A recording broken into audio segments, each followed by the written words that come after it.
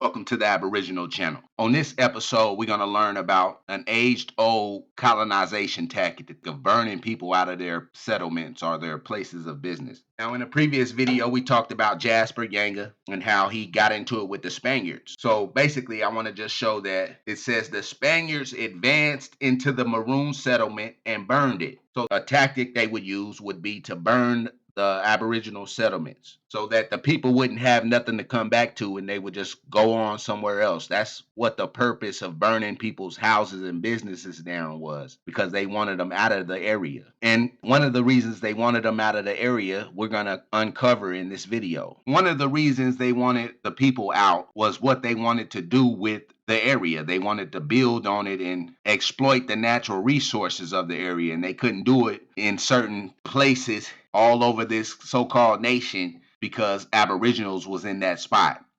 So they would use the burning tactic to get them out of there so they could exploit the area and the land and the resources. Also, in the previous video, we talked about the Great Dismal Swamp. Now, as you get into the history, you'll see that the word great is just as synonymous with the Aboriginals as the word center or central is. But basically, the Dismal Swamp lasted until the Civil War. During the Civil War, they went through there and conquered the area. So it says a description of the journey was portrayed with realism by the commanding officer who thus wrote, "We were in the dreariest and wildest part of the Dismal Swamp. The darkness was dense, the air damp, and the ghastly silence was broken only by the hooting of owls and crying of wild cats.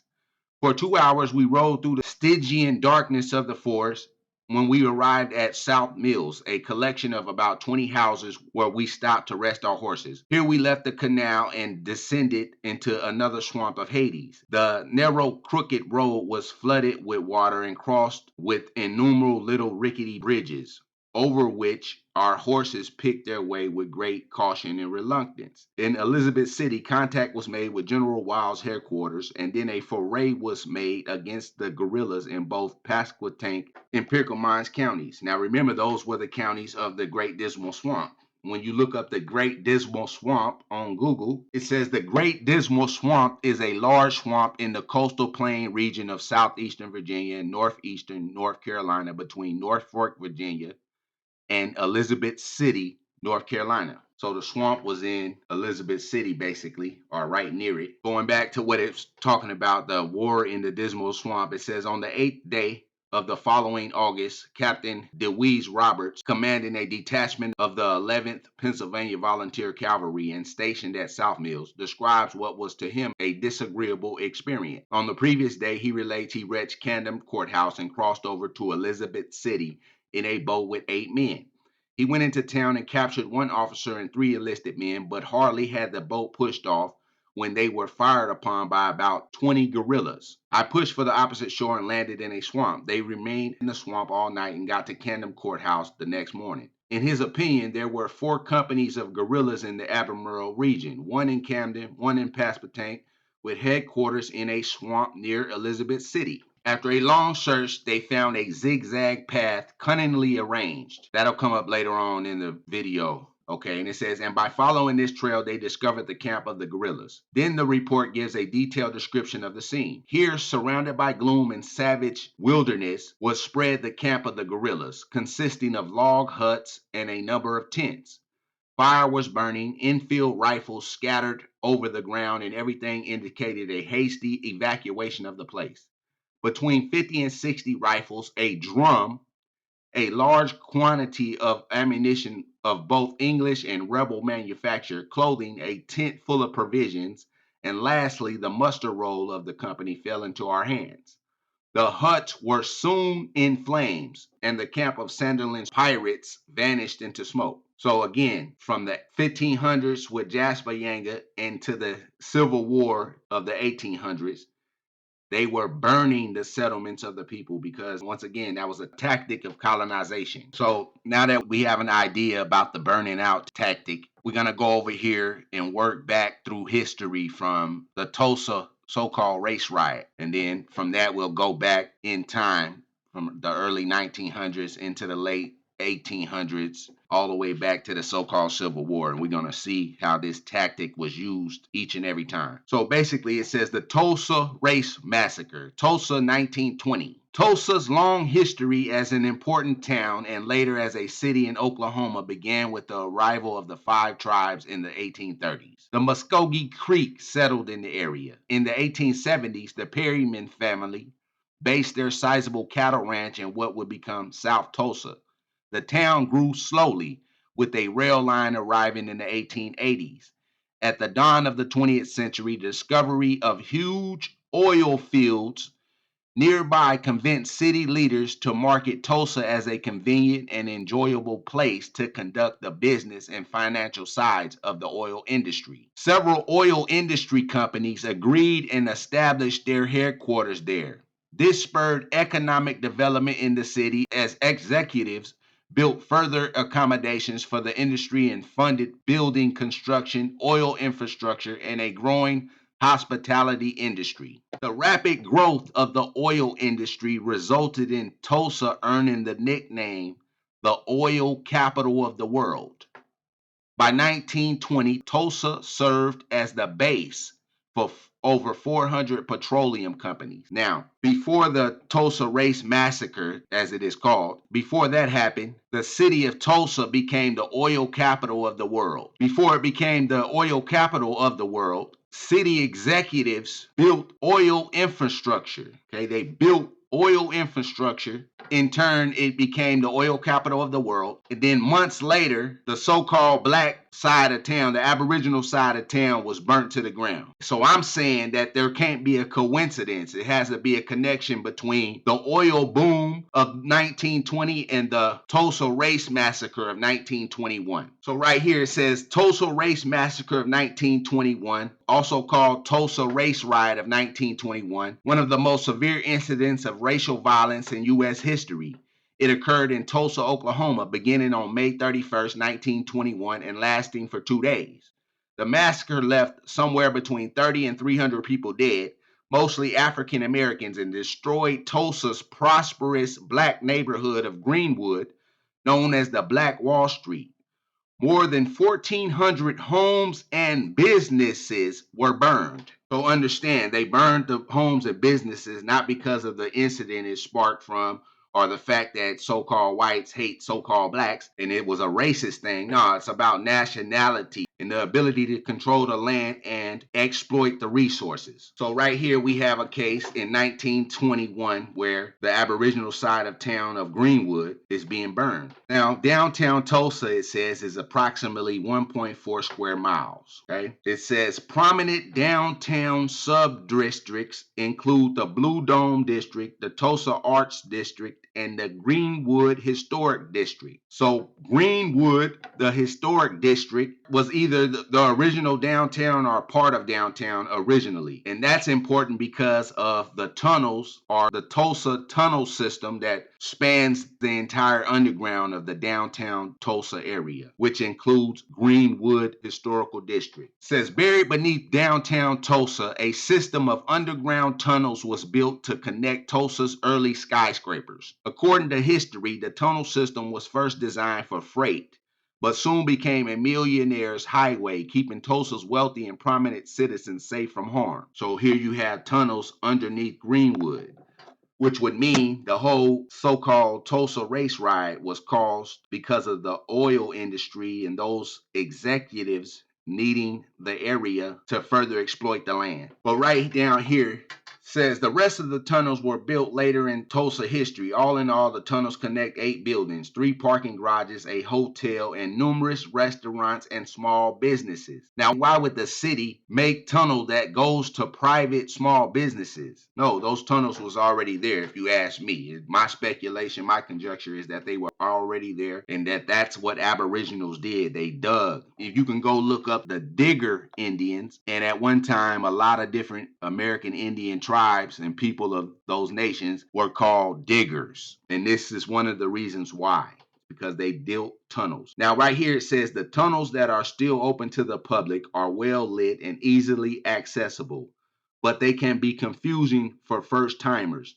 Now, when it says they can be confusing for first timers, That means that, like in the Dismal Swamp, where the trails were cunningly crisscrossed, that's the same thing. They built the tunnels with a cunningly system for defenses. So have you ever heard of an American Indian being referred to as a digger? We're just getting some clarification because I never heard of an Indian being referred to as a digger. So right here it says, also called digger Indian, usually disparaging, a member of any of a number of American Indian peoples, especially of the Great Basin, California, and the Southwest, who dug roots for food. Now, it's saying that they called them diggers because they dug roots for food. However, if you look at why they called California Indians diggers, it was something to do with the mines. So it being called digger wasn't just because of the roots they dug up to eat for food, but right there in the definition, a member of any of a number of American Indian peoples. So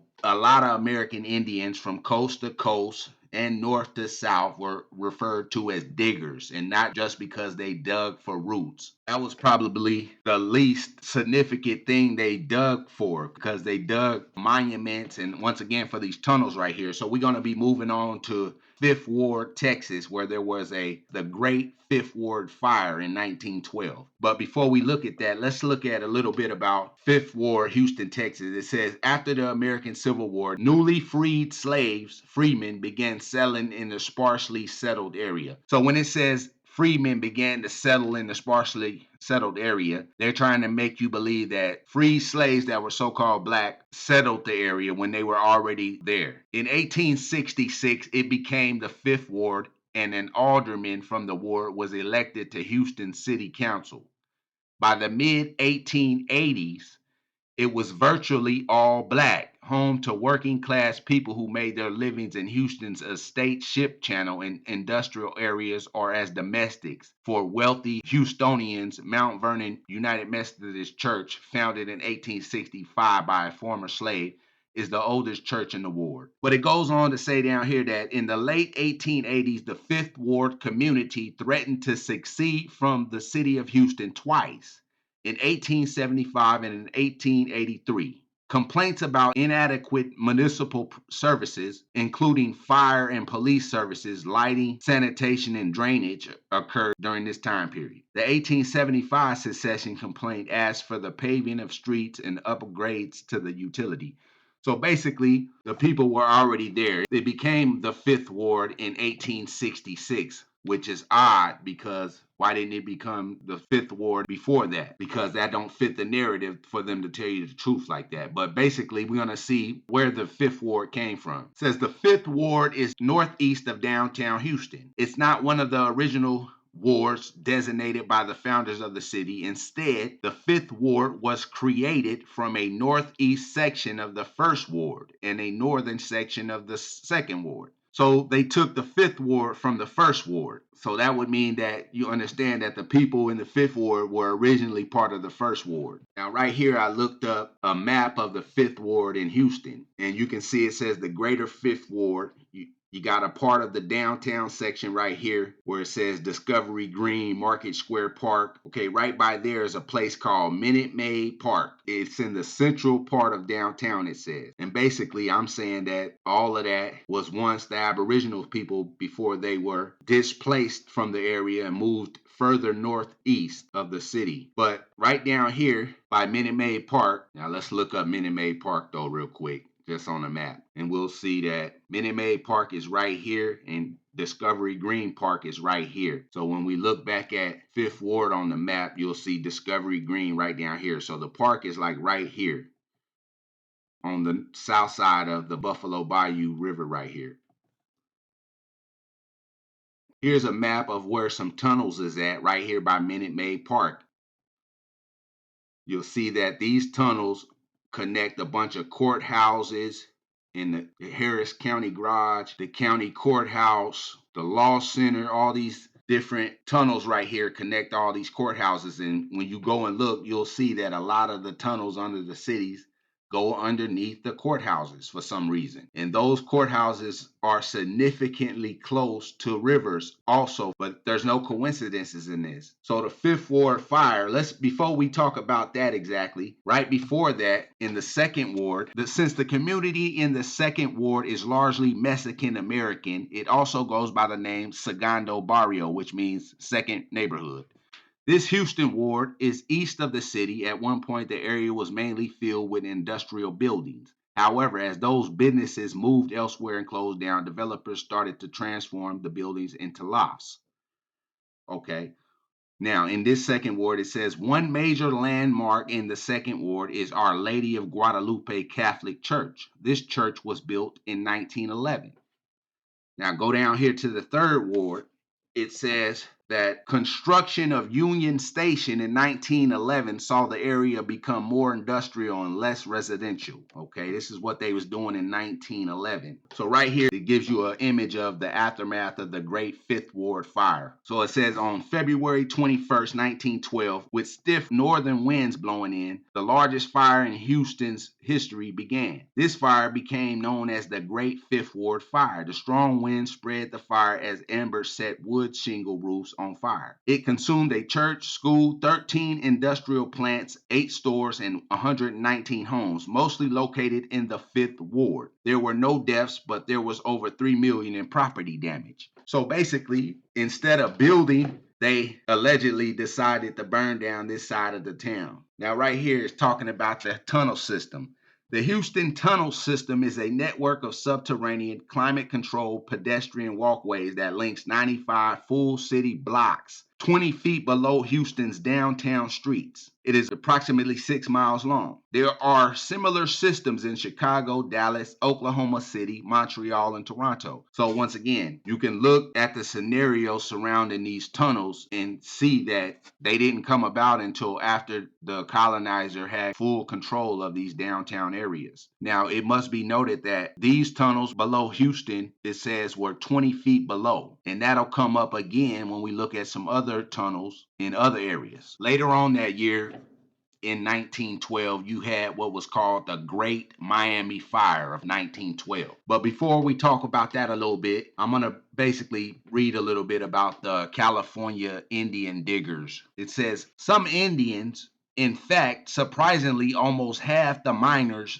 were Indians. They were called diggers. Because of this, they created complications as it brought some against their own people, and they chose to believe that the savage white men were their friends who saw that they could use them to get more gold. So that pretty much explains how Aboriginal people in today's times in different parts of California have gold teeth in their mouth. That's because it says that half the miners were Indians out there digging for gold. Back over here, it says the Great Miami Fire of 1912. 16 years after its incorporation and 15 years before the famous devastation wreaked by the Great Miami Hurricane of 1926, the new city of Miami, Florida, was devastated by a large fire that started in a railway workers' shack in Colored Town, today called Overtown. The sleepy tranquility of this Edwardian era Miami was shaken badly on the night of 21st October 1912 when large areas were consumed by this inferno.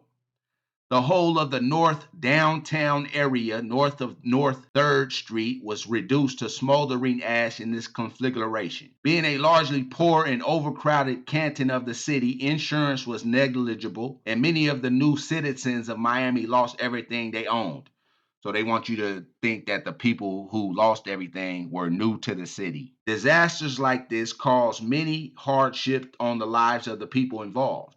Private businesses were lost and homes were destroyed. Now, you see how it says a lot of businesses were lost, but it also tries to make you believe that this Canton section of town was inhabited by largely poor and overlooked. However, if that's the case, how did many private businesses were lost? How was that? But it goes on to say the business owners were not able to reopen and families were cast out into the streets.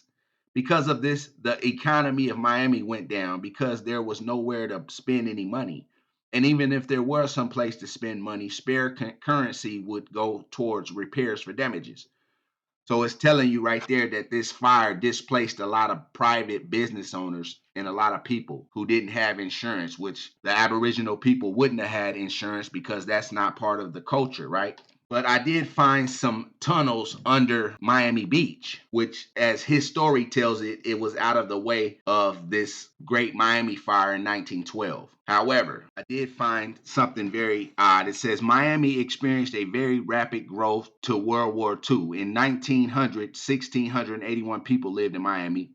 In 1910, there were 5,471 people. 10 years later, there were 29,549 people. So, in the decade during the fire, after the fire, the city seen astronomical amount of population growth. It says as thousands of people moved to the area in the early 20th century, the need for more land quickly became apparent. Goes on to say down here that Miami Beach was developed in 1913. So the place that has the underground tunnels, like it says right here, there's an underground tunnel at the Villa by Burton G.